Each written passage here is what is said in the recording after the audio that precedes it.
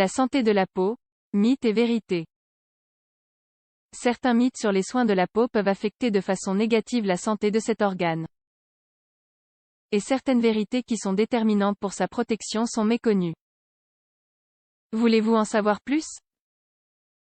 La santé de la peau est un sujet qui ne reçoit pas toujours l'attention qu'il mérite. Il a beau s'agir de l'un des organes les plus importants et le plus grand du corps humain, nous avons tendance à ne pas en prendre suffisamment soin. La plupart d'entre nous lui prêtent seulement attention pour des raisons esthétiques. Par ailleurs, les mythes et vérités sur la santé de la peau sont nombreux. La peau est chargée de protéger notre corps des agents externes. Elle agit comme une barrière face aux changements de température, à l'air, aux bactéries, etc. La santé de la peau peut également refléter des altérations qui se sont produites dans d'autres parties de notre corps. Saviez-vous que certaines tumeurs, comme celles qui se développent dans les poumons, pouvaient provoquer de l'urticaire? De la même façon, les premiers symptômes de nombreux troubles systémiques affectent la peau. Par ailleurs, la peau nous permet d'expérimenter le toucher. Elle affecte également notre apparence, notre sexualité et l'estime de soi. Pour toutes ces raisons, nous tâcherons, dans cet article, de vous révéler les mythes et les vérités sur la santé de la peau afin que vous puissiez en prendre soin correctement. L'hydratation affecte la santé de la peau? L'affirmation selon laquelle l'hydratation affecte la santé de la peau est bien vraie. Il est nécessaire de boire de l'eau pour permettre le bon fonctionnement de tout notre organisme ainsi que pour maintenir la peau hydratée et ferme. Néanmoins, l'affirmation selon laquelle il faut boire 2 litres d'eau par jour pour que la peau reste en bonne santé est fausse. Certes, il est généralement recommandé de boire entre 1,5 et 2 litres d'eau par jour, mais il s'agit d'une moyenne. La quantité d'eau dont nous avons besoin varie en fonction de nombreux facteurs. L'exercice, la température ambiante ou encore l'alimentation peuvent augmenter nos besoins en eau. De plus, l'eau que nous buvons n'arrive pas directement à notre peau et, par conséquent, elle n'affecte pas directement l'état de notre peau. Le soleil permet de soigner l'acné?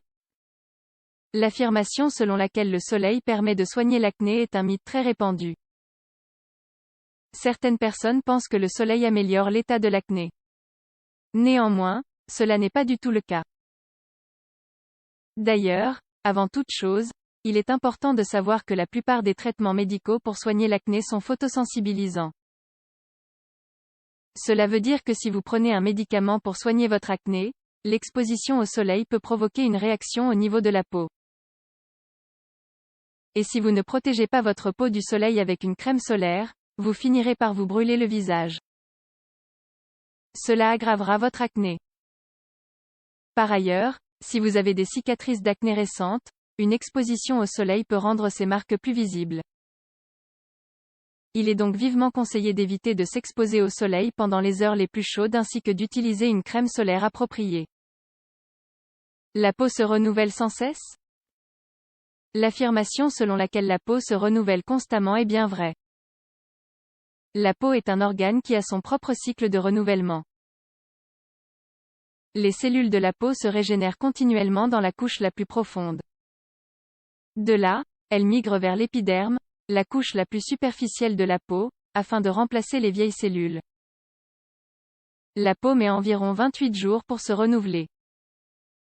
Néanmoins, au fil des années, le rythme de renouvellement ralentit. L'exposition solaire, l'insomnie ou une mauvaise alimentation influent également sur ce ralentissement. L'exfoliation élimine la cellulite? La cellulite correspond à une accumulation de graisse au niveau des couches les plus profondes de la peau. Nombreuses sont les femmes qui pensent que exfolier les cuisses ou les fessiers aide à éliminer la cellulite. Or, l'exfoliation ne fait que stimuler la couche la plus superficielle de la peau.